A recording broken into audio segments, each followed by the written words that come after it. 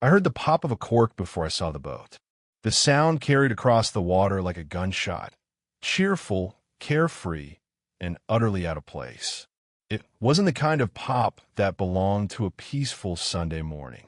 Not in Havenwood, not on my dock, and especially not from the deck of my yacht. I stepped onto the back porch, mug of black coffee in hand, eyes squinting against the rising sun.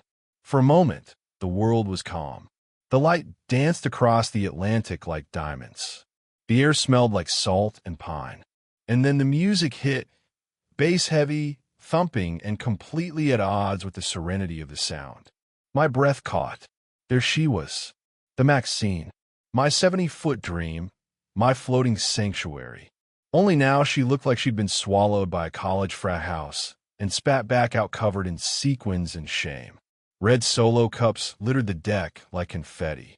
A garland of plastic flamingos had been duct-taped to the railings. Streamers dangled from the radar mast. And in the middle of it all, standing like she owned the Atlantic Ocean, was Karen Grant. White linen pantsuit, oversized sunglasses, and a smirk that could curdle wine.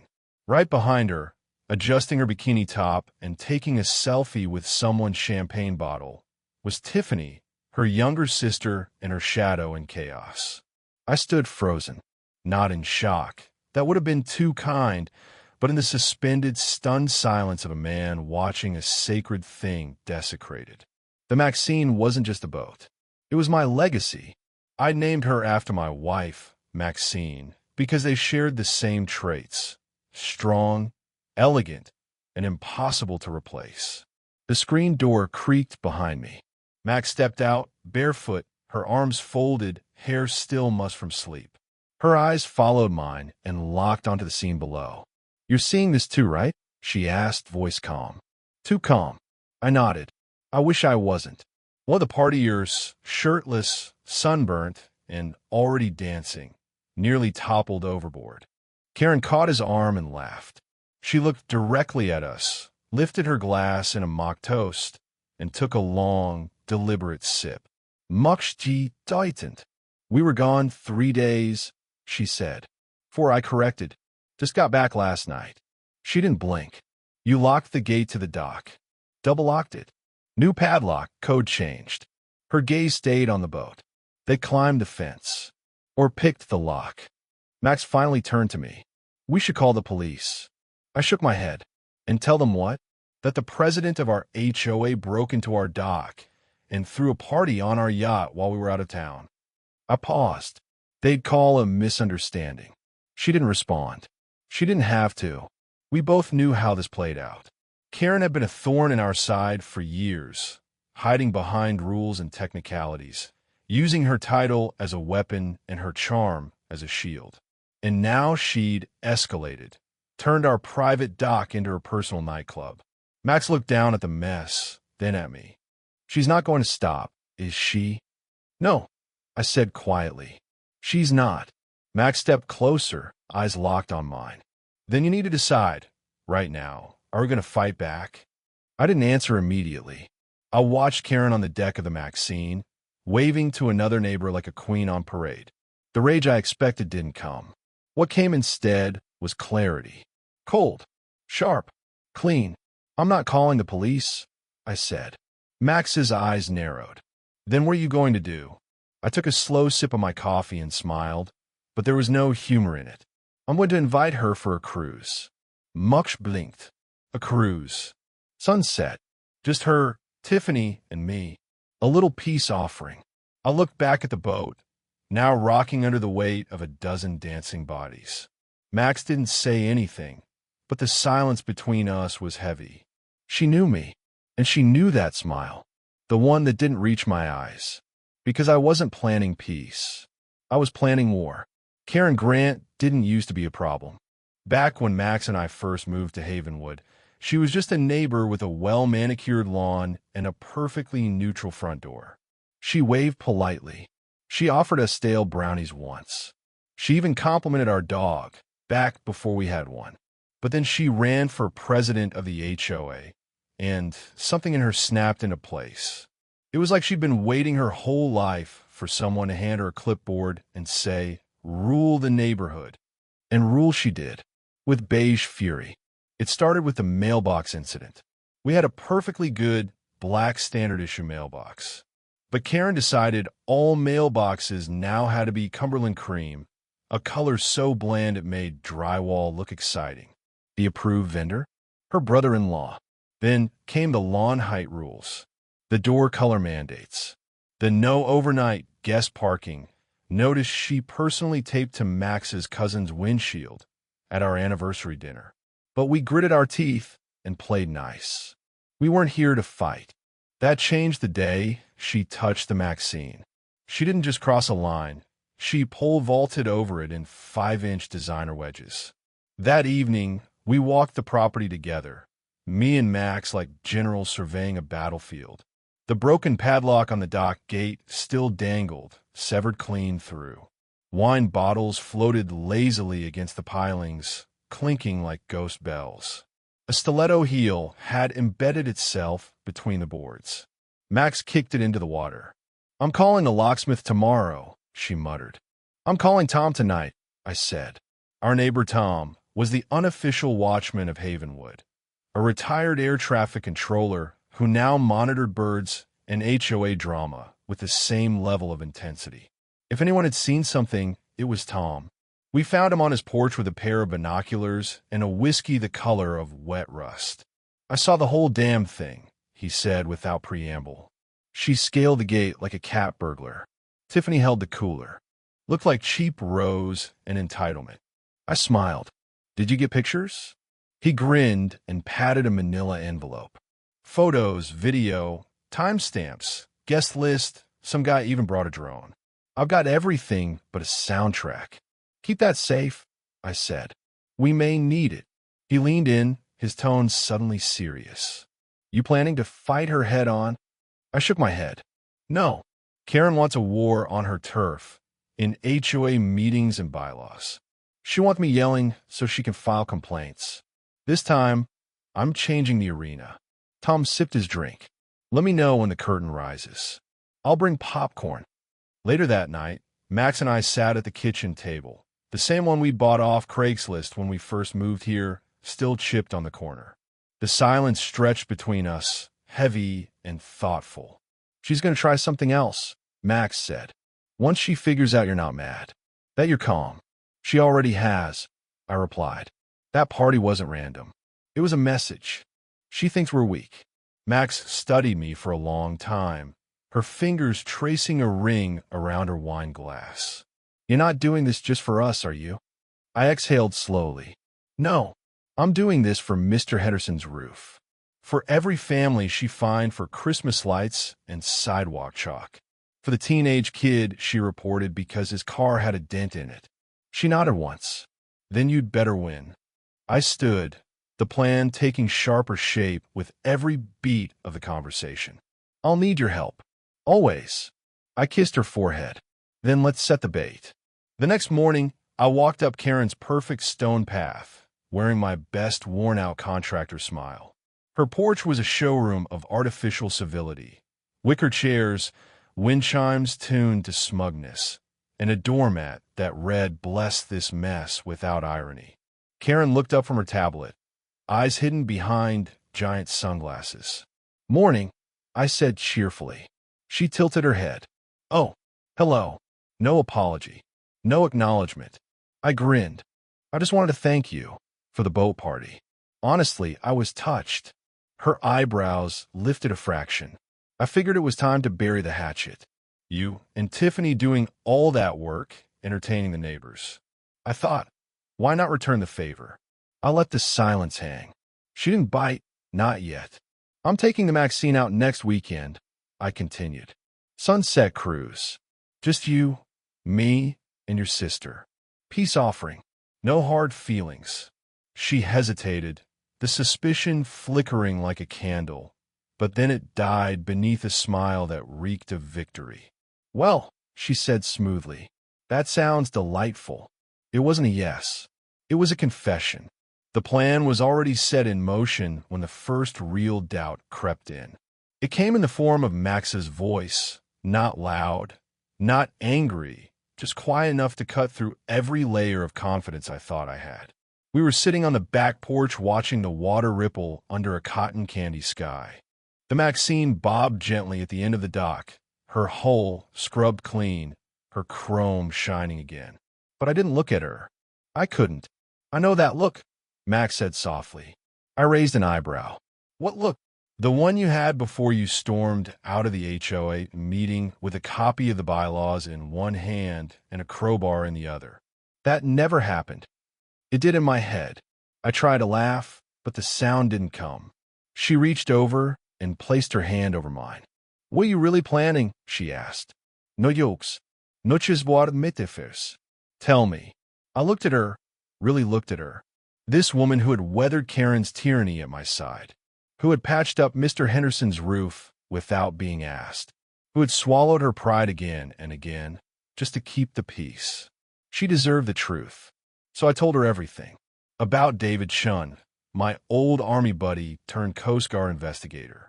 About the corruption he suspected in dockside HOAs like ours. About the whispers of rigged vendor contracts and inflated fees. And about how the party on our boat, the trespassing, the live-streamed arrogance, had turned from personal violation into legal opportunity. Max sat motionless, absorbing it all. And you've already called him? She asked finally. I nodded. He's interested. Very. But he needs something actionable. Something to crack the shell. Her lips pressed into a line. And the Sunset Cruise? A trap, I said plainly. If I can get them offshore, in federal waters, he and his team can move in. Question them. Search them. Split them up. You want to scare them into talking? No, I said, eyes locked on hers. I want them to panic, and I want their lies to unravel in real time. Max stood and walked to the railing, staring out the water. The breeze played with her hair. The sun dipped lower. Do you know what scares me the most? She asked. That I might be wrong? No, she said. That you might be right, and that it might work. The day before the cruise, Tom stopped by with something wrapped in an old t-shirt. I found this under my deck, he said, setting the bundle on our outdoor table. They must have dropped it when they were hopping fences. Idiots. I unwrapped the shirt. Inside was a thick binder labeled, Vendor Records, Havenwood HOA, Private. Max gasped. Oh my God. I flipped it open. Invoices. Handwritten notes. Payouts to names I didn't recognize. The paper smelled like sunscreen and cheap perfume. There were receipts for services never rendered and checks written to cash. This is it, I whispered. Tom leaned against the rail, arms crossed. You think this is enough? It's more than enough. But the cruise seals it. If we confront them out there, and they flinch, you've got them. I nodded. Max picked up one of the pages, reading aloud. Emergency dune restoration, $12,000. Contractor, T. Grant Landscaping. Her eyes met mine. Tiffany doesn't own a landscaping company, I said grimly. No, Max replied, but she sure cashed this check. That night, I stood on the dock alone, watching the Maxine rock softly in the tide. The stars were just beginning to show, and then I saw her. Karen, standing across the water on her porch, backlit by golden lamplight, wine glass in hand. She didn't wave. She didn't smile. But she was watching. She had always been watching. Tomorrow, she'd step onto my boat again, smug and serene, thinking she'd won. But she didn't know the storm was already coming. And this time, I wasn't trying to weather it. I was going to aim it straight at her. Saturday arrived like a hell breath. The sky was blindingly clear, the kind of blue that felt scrubbed raw.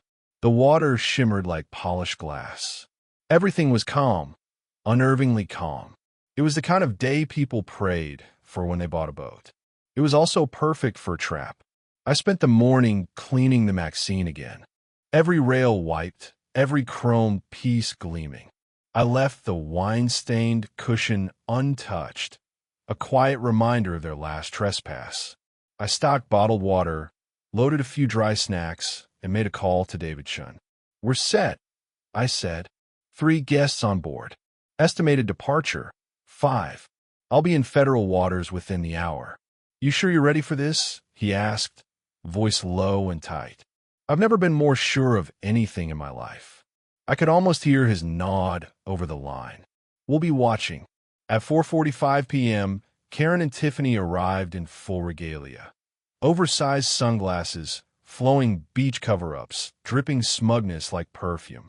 Karen sauntered down the dock like royalty returning to her throne. So glad you decided to take the high road, she said, adjusting her sun hat. Most people would have held a grudge. I'm not most people, I said with a smile so thin it could slice glass. Tiffany followed closely, chattering about how much she loved the new deck polish and asking if the fridge was stocked with Prosecco. I helped them aboard without blinking. My hands didn't shake. My pulse didn't race. But something inside me buzzed like electricity under my ribs. Just the three of us? Karen asked as I untied the last line. Just us, I said. No distractions. We eased away from the dock. Havenwood shrank behind us, a line of toy houses and neatly clipped hedges. Max was out at the community pool, smiling and chatting with neighbors. Tom stood on his porch, pretending to adjust his birding scope. His real target, a perfect view of the open sea. 30 minutes in, we were well offshore. The sun had begun its slow descent, casting everything in gold. Tiffany sprawled on a lounge cushion, half asleep from the heat and Chardonnay. Karen stood near the bow, wine glass in hand, watching the horizon like it owed her something. I must say, she said, this is lovely. Almost makes up for the tantrum you threw last week. I didn't respond. She turned, her smile sharp. I assume this is your way of making peace, of admitting you were out of line. I walked to the helm and tapped the throttle gently, letting the engines hum at idle. No, I said. It's my way of making sure no one interrupts what comes next. Karen blinked. Tiffany sat up slowly, eyes squinting. What? I reached under the helm and pulled out a small Ziploc bag. Inside was the fake eyelash, the one Max found stuck to the console the day we came home. Recognize this? I asked, holding it between my fingers. Tiffany's face went pale. Karen's smile didn't budge, but her fingers tightened around her wine glass. You trying to intimidate us? She said coolly. No, I'm trying to remind you that evidence doesn't vanish just because you pretend it's not real. Tiffany stood suddenly. Maybe we should head back. I turned to her, calm and slow. We'll be back soon. I promise. I reached down and twisted a small brass valve beneath the helm. The engines sputtered. Karen's expression twitched. What was that? Probably nothing. I checked the gauges, then let the engine choke once more before it died. The yacht went still, bobbing gently in open water. Tiffany looked around nervously. Why aren't we moving? Karen's smile was gone now. You invited us out here to threaten us? She snapped. No, I said. I invited you out here because people like you don't understand consequences unless they're alone. Without an HOA board. Without backup. Just you, your sister, and the truth. Tiffany's voice trembled. This is kidnapping. No, I said softly. This is a conversation. And if you're innocent, you've got nothing to worry about. The radio crackled once. A brief, coded pulse. A signal from David. They were coming. I walked to the stern and sat on the railing, letting the silence stretch. Karen opened her mouth to threaten, maybe, or to deflect, but the words never came. Because on the edge of the horizon, a dark gray shape had just appeared, slicing through the sunlit water like judgment itself. Karen saw the boat before she heard it. It crested over the horizon like a ghost ship, low, fast, painted in military gray. A Coast Guard response cutter. Unmistakable. Its bow sliced cleanly through the water, bearing down on us like a blade aimed straight at her throne. She turned to me, her voice suddenly brittle. You called them. I didn't answer. Tiffany stumbled to her feet, eyes wide, breath catching in shallow gasps. What's happening? What did you do? I didn't do anything, I said, standing slowly. You did. The radio crackled again. "Vessel Maxine, this is Coast Guard 2741. Please prepare for boarding." Karen snapped. "This is harassment. I'll have your badge for this." "Karen," I said, pointing toward the flag fluttering from the cutter's stern. "You're not in Havenwood anymore. That's federal jurisdiction. And out here, you don't have a clipboard to hide behind." The cutter throttled down alongside us, white spray glistening under the dying sun. A team of officers, 2 in Coast Guard uniforms, 1 in a sheriff's vest, and a 4th in a dark gray suit, stepped to the rail. The suited man raised a megaphone. "Karen Grant, Tiffany Grant, you are subjects of an active investigation involving misappropriation of HOA funds and criminal trespass on private maritime property." Tiffany collapsed back onto the lounge bench. Karen straightened her shoulders like a dying monarch. "This is a mistake," she barked. "He lured us out here under false pretenses." "No," said the man in the suit, stepping aboard as one of the officers secured our side rail. "You accepted the invitation freely. You crossed the line freely. And you made a very public mess of someone else's property, which, by the way, has been fully documented with timestamps, witnesses, and video." Karen turned to me, eyes blazing. "You set me up." I shrugged. "You set the trap. I just rearranged the lighting." The suited man continued, calm and precise. "You're not under arrest yet. We just like to ask some questions. Separately. On separate boats." That last word hit like a slap. Karen's head snapped toward her sister. "You don't say a word. Do you hear me?" Not one damn word. But Tiffany was already trembling. Her lips were moving before anyone even asked a question. "It was all her idea," she blurted out. "The party, the lockpicking, even the HOA slush fund. I didn't want any of it, I swear." Karen's voice cracked. "Tiff, what you doing?" Tiffany turned on her. "You always said it was fine, that no one would care, that you had them all under your thumb. I was just writing the checks." The man in the suit raised an eyebrow. "Writing checks for what exactly?" "Kickbacks," Tiffany whispered. "From a fence contractor. From a landscaper. Karen made them donate back to our campaign fund. And then she used the money to buy the Lexus. It's in the garage." Karen lunged, but not at her sister, at me. It was wild, graceless. Her expensive sandals slipped on the slick deck.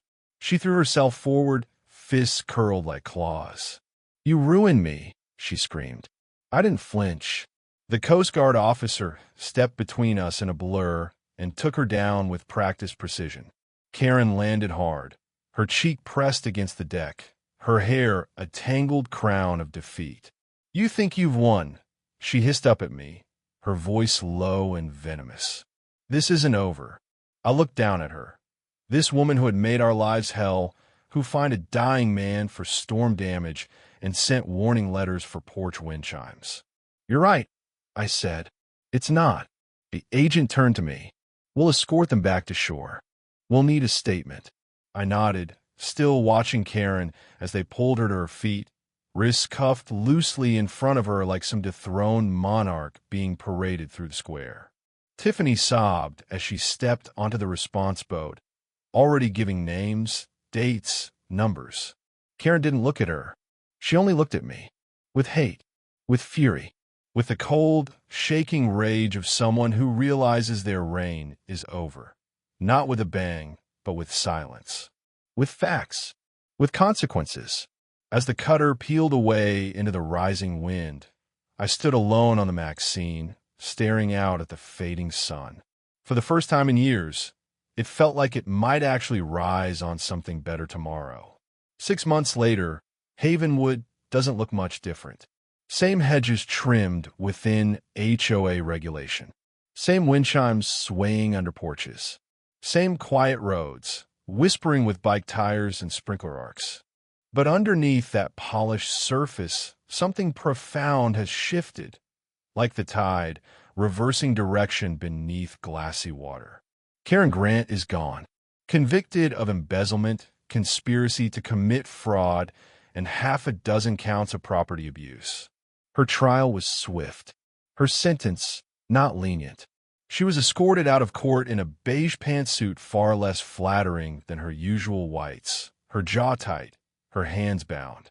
Her attorney never smiled once. Tiffany, in exchange for cooperation, took a lighter path, probation, community service, and in order to pay restitution. Last we heard, she moved to Arizona, or Idaho, or somewhere far away with no dock access and a very different definition of the word community. The HOA, dismantled and rebuilt from the studs. Tom was unanimously voted interim president, much to his shock and everyone else's delight. He runs meetings from his porch with a megaphone and a barbecue apron, holding votes between grilled bratwursts and beer breaks. First motion passed. Abolish mandatory mailbox colors. Second motion. Reinstate porch gnomes, flamingos, and inflatable Santa Clauses without penalty. Max helped write the new charter. She made sure it included clauses protecting dock rights and homeowner autonomy. She also made sure it had fewer pages than our toaster's warning manual. Me? I'm still here. Still living in the house we built together. Still walking the fence line. Still polishing the Maxine every Saturday morning before sunrise, like some kind of ritual. Sometimes I still hear that first cork pop, the one that shattered everything. But it doesn't hurt anymore.